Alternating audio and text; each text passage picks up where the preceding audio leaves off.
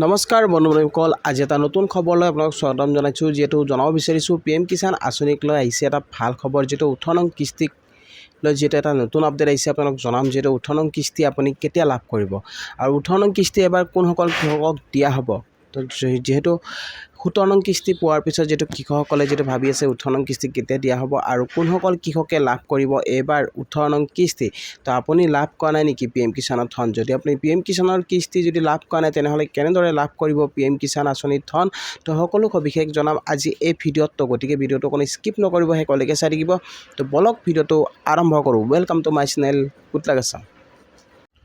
তো প্ৰথমতে আপোনালোকে চাব লাগিব যে আপোনালোকক যিহেতু আপোনাৰ ষ্টেটাছটো আপোনাৰ ঠিকে আছে নে নাই। তো সেই ষ্টেটাছটো আপোনালোকে চেক কৰিব লাগিব। যদি আপুনি ষ্টেটাছটো চেক নকৰে তেনেহ'লে আপুনি গম নাপাব যে আপোনাৰ কি সমস্যা হৈ আছে।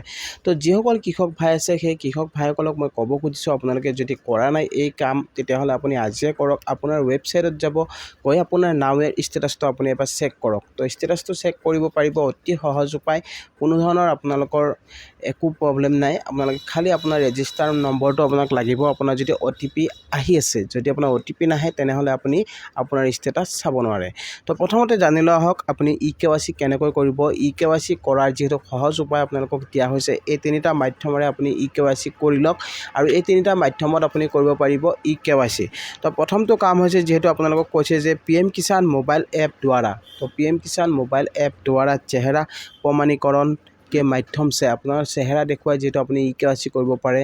নতুবা আপোনালোকক যিটো সেকেন্ড অপশন দিয়া হৈছে CSC के द्वारा, अपनी CSC के द्वारा बायोमेट्रिक पंजी प्रमाणीकरण के माध्यम से अपनी CSC सेंटर गई पिनी अपनी बायोमेट्रिक प्रमाणीकৰণৰ आधारत আপোনালোকে কৰিব পাৰিব eKYCৰ কাম। আৰু নেক্সট স্টেপ যিটো দিয়া হৈছে pmkishan.gov.in, যিটো আপোনালোকৰ ৱেবছাইট আছে সেই ৱেবছাইটত গৈ আপুনি কৰিব পাৰিব। আপুনি যদি eKYC কৰিব পৰা নাই তো আপুনি ৱেবছাইটত যাওক pmkishan.gov.in, তাত আপোনালোকে eKYCৰ বিকল্প বাছি লওক। তাৰপিছত আপোনালোকে তাত আধাৰ নম্বৰ আপুনি টাইপ কৰক। আধাৰ নম্বৰ দিয়াৰ পিছত আপোনাক নেক্সট আপোনালোকৰ যিটো ৰেজিষ্টাৰ নম্বৰ আছে সেই নম্বৰ এটা OTP আহিব। সেই OTP ফাইল কৰাৰ পিছত আপোনাৰ eKYC সম্পূৰ্ণ হ'ব। তো eKYC কৰাৰ যিহেতু আপোনালোকক তিনিটা বিকল্প যিহেতু চৰকাৰে বান্ধি দিছে, এই তিনিটা বিকল্প যদি আপুনি ব্যৱহাৰ কৰে তেনেহ'লে আপুনি নিশ্চয় আপুনি কৰিব পাৰিব eKYCৰ কাম। যিসকল কৃষকে eKYCৰ কাম কৰা নাই তো আপোনালোকে eKYCৰ কাম সম্পূৰ্ণ কৰক। আৰু eKYCৰ কাম নকৰিলে আপুনি লাভ নকৰে যিহেতু PM কিষাণ আঁচনিৰ ধন। তো যিসকল কৃষকে PM কিষাণ আঁচনিৰ ধন এতিয়াও লাভ কৰা নাই, যদি আপুনি 17 নং কিস্তি পোৱা নাই বা 16 নং কিস্তি পোৱা নাই, তো বহুতো এনেকুৱা কৃষক আছে যিহেতু 4-3টা এনেকুৱা কিস্তি পোৱাই নাই। তো বহুত দিনৰ পৰা যিটো কিস্তি লাভ কৰা নাই, যিহেতু প্ৰধানমন্ত্ৰীগৰাকীয়ে যিটো জনাইছে যে আপোনালোকে যদি যোগ্য হিতাধিকাৰী হয়, যদি আপুনি এজন যোগ্য কৃষক হয় তেনেহ'লে আপুনি নিশ্চয় লাভ কৰিব PM কিষাণ আঁচনিৰ ধন। কিন্তু তাৰ কাৰণে আপোনালোকে যিটো কৰিব দিয়া হৈছে কিছু কাম, তো এই কামখিনি আপোনালোকে সোনকালে কৰি লওক। কিয়নো আপোনালোকক যিহেতু আপুনি ৱেবছাইটত কৰিব পাৰে বা আপুনি CSC চেণ্টাৰত যাব পাৰে।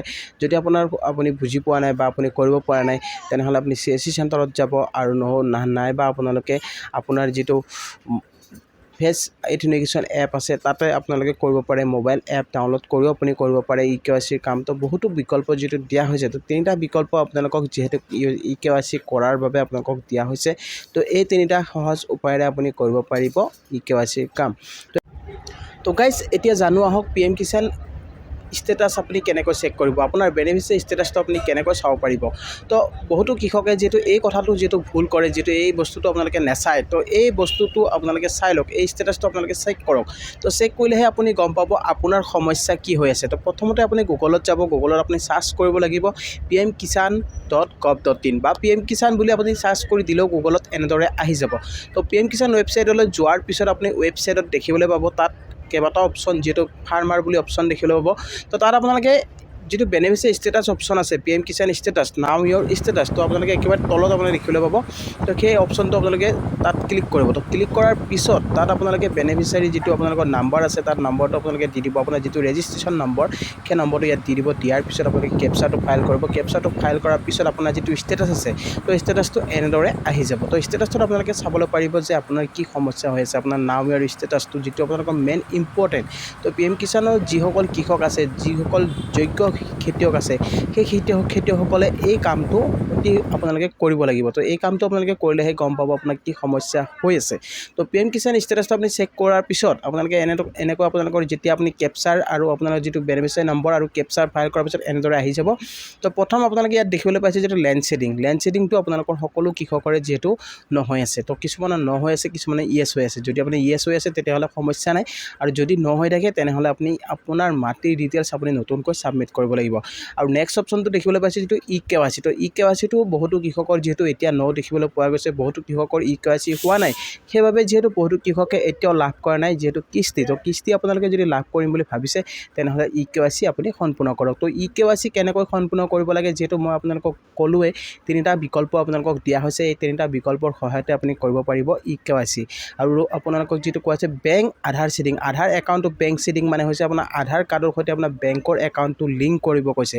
তো আপুনি যদি বেংকৰ একাউণ্টৰ লগত যদি আধাৰ কাৰ্ড লিংক কৰা নাই তেনেহ'লে আজিয়ে বেংকত গৈ আপুনি লিংক কৰক আৰু আধাৰ কাৰ্ডৰ লগত আপুনি ছেটিং কৰক আধাৰ একাউণ্টটো মানে বেংক একাউণ্টটো আধাৰ ছেটিং যেতিয়া আপোনাৰ বেংকৰ একাউণ্টটো আধাৰ লগত ছেটিং হ'ব তেতিয়াহে আপুনি আপোনাৰ যেহেতু আপুনি পইচাটো লাভ কৰিব পাৰিব তো যেহেতু পইচাটো আপোনালোকৰ বেংকত আহে তো বেংকত যদি আপোনাৰ আধাৰ ছেটিং নাথাকে তেনেহ'লে আপুনি কিন্তু আপোনাৰ লিংক আপোনালোকে পইচা লাভ নকৰে তো বহুতো কৃষকৰ এই সমস্যাটো যেটো দেখিবলৈ পোৱা যায় যদি আপোনালোকে এই তিনিটা বস্তু ওকে হৈ থাকে তেনেহ'লে আপোনাৰ সমস্যা নাই আপুনি PM কিষাণৰ পইচা আপুনি নিশ্চয় লাভ কৰিব যেটো 17 নং কিস্তি দিয়াৰ পিছত এবাৰ যেটো কৃষকে 18 নং কিস্তিৰ বাবে যেটো অপেক্ষা কৰিছে আৰু 18 নং কিস্তি আপোনালোকক যেটো অতি সোনকালে আৰু কিছুদিন পিছতে যদি ৰিলিজ কৰা হ'ব তো আপোনালোকক যেটো সময়সীমা যেটো তাৰিখ আপোনালোকক মই ক'ব নোৱাৰিম কিন্তু আপোনাক ক'ব খুজিছোঁ যেহেতু এইটো যেটো আপোনাৰ ছেপ্টেম্বৰ মাহ সোমাইছে অক্টোবৰ তো ছেপ্টেম্বৰ আপোনালোকে অক্টোবৰত আপোনালোকে PM কিষাণৰ 18 নং কিস্তি লাভ কৰিব পাৰিব কিন্তু তাৰ আগতে আপোনালোকে এই তিনিটা কাম কৰি লওক তো যিসকল কৃষকে এই কামসমূহ কৰা নাই তো সোনকালে আপোনালোকে এই কামসমূহ কৰক আৰু আপুনি নিশ্চয় লাভ কৰিব PM কিষাণ 18 নং কিস্তি তো গাইছ আপোনালোকে নিশ্চয় বুজি পালে যেহেতু আপোনালোকক মই এই PM কিষাণ ষ্টেটাছৰ যেটো আপোনালোকক মই দেখুৱালোঁ কেনেকৈ চেক কৰিব লাগে আৰু যেহেতু আপোনালোকক ক'লোঁ আৰু KYC আপোনালোকে কেনেকৈ কৰিব লাগে তো এই কামসমূহ আপোনালোকে অতি সোনকালে কৰিব লাগিব যেহেতু নৰেন্দ্ৰ মোদী ডাঙৰীয়া যেটো আপোনালোকক বাৰে বাৰে কৈ আহিছে যে যিসকল কৃষকে KYC কৰা নাই তো সেইসকলে KYC কৰাটো বাধ্যতামূলক যদি আপুনি KYC নকৰে তেনেহ'লে আপুনি PM কিষাণৰ ধন কোনোদিনে লাভ নকৰে তো গাইছ আপোনালোকে নিশ্চয় বুজি পালে তো আজিৰ ভিডিঅ'টো আপোনালোকক মই এইখিনি জনাব লগা আছিল আৰু ভিডিঅ'টো চাই যদি ভাল পাইছে তেনেহ'লে এটা লাইক আৰু শ্বেয়াৰ কৰি দিব নাপাহৰিব আৰু লগতে মোৰ চেনেলটো যিসকলে নতুনকৈ আহিছে তো চেনেলটো ছাবস্ক্ৰাইব কৰি ৰাখিব আৰু কাষত থকা বেল আইকনটো প্ৰেছ কৰিব যাতে এনেকুৱা ধৰণৰ নতুন খবৰ আহিলে সকলোতকৈ আগত পাই থাকে তো গাইছ আজিলৈ মানে জয় আই অসম।